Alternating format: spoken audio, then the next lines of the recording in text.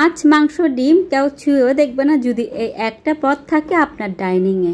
প্রথমে একটা রান্না প্যান নিয়ে নিলাম, এরপর এখানে বেশ খানিকটা সয়াবিন তেল দিয়ে দিলাম। তেলটা একটু বাড়িয়ে দিলাম কারণ এই রান্নার ক্ষেত্রে তেলটা একটু বেশি প্রয়োজন হয়। তেলটা খুব ভালোভাবে গরম করে আমি এখন এখানে পেঁয়াজ কুচি দিয়ে দিলাম। এই তো পেঁয়াজ কুচিটা দিয়ে একটু নেড়ে চেড়ে নিচ্ছি তেলের মধ্যে, আর পেঁয়াজটা যাতে খুব তাড়াতাড়ি নরম হয়ে যায় এই জন্য আমি এখানে প্রয়োজন মতো আমি এখানে লবণটা দিয়ে দিলাম। লবণটা দিয়ে আমি আরও কিছুক্ষণ সময় নিয়ে এই পেঁয়াজের সাথে লবণটা একটু মিশিয়ে নিব, তেলের মধ্যে একটু ভেজে নিব পেঁয়াজটাকে।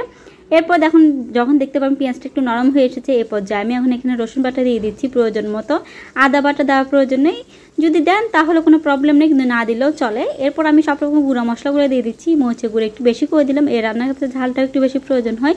এরপর জিরা ধনিয়া গুঁড়ো দিলাম, হলুদের গুঁড়ো দিলাম। এই তো সব রকম গুঁড়া মশলা দিয়ে এরপর আমি এই তেলের মধ্যে কিছুক্ষণ মশলাগুলোকে নিয়ে নিচ্ছি। এরপর অল্প অল্প পানি দিয়ে একটু সময় নিয়ে মশলাটাকে কষিয়ে নেব, কারণ যত সময় নিয়ে মশলা কষানো যায় তত কিন্তু রান্না মজা হয়। যখন মশলা থেকে তেলটা আলাদা হয়ে আসবে, এখন আমি এখানে যেই শুটকি মাছগুলো কেটে ধুয়ে বেছে একদম ক্লিন করে রেখেছিলাম সেই ছুরি শুটকিটা দিয়ে দিচ্ছি। এই শুটকি মাছটাকে আমি কেটে এরপর চুলে কিছুক্ষণ টেলে এরপর গরম পানিতে ভিজিয়ে রেখেছিলাম, একদমই ক্লিন হয়ে গিয়েছে। আজকে এই ছুরি শুটকি দিয়ে বেগুন রান্না করবো, যেটা খেতে অসাধারণ মজা হয়। এতটা যে মজা হয় কি আর বলবো। এখন আমি এখানে শুটকি মাছটা একটু নেড়েছি, এখন একটা লাল একটা টমেটো নিয়ে এটাকে স্লাইস করে কেটে দিয়ে দিলাম, দিয়ে আবারও কিছুক্ষণ সময় নিয়ে মশলাটাকে কষিয়ে নিব। শুটকি লাভার যারা আছেন আমি জানি একদম 100% শিওর এই রান্নাটা আপনারা কেউ অ্যাভয়েড করতে পারবেন না। এটা আপনাদের অনেক প্রিয়, আবার অনেক আছে শুটকি মাছ খেতে চায় না, তাদের বিষয়টা আলাদা। এরপর আমি এখানে এই শুটকি মাছটাকে একটু সময় নিয়ে কষিয়ে নিয়েছি মশলার সাথে। এখন আমি এখানে কেটে রাখা বেগুনগুলো দিয়ে দিলাম।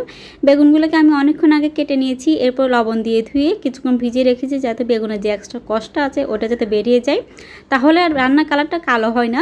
যদি বেগুন না সময় না ভিজিয়ে যদি রান্না করে ফেলা হয় তাহলে দেখবেন বেগুন রান্নার পর কালারটা একটু কালচে হয়ে এসেছে। তাই চেষ্টা করবেন আগে একটু কেটে কুটে ধুয়ে ভিজিয়ে রাখার জন্য লবণ দিয়ে, তাহলে যে এক্সট্রা একটু কষা আছে সেটা বেরিয়ে যায়। এরপরে বেগুনটাকে একটু সময় নিয়ে মশলার সাথে উল্টিয়ে পাল্টিয়ে আমি এটাকে ঢেকে কিছুক্ষণ রান্না করে নেব।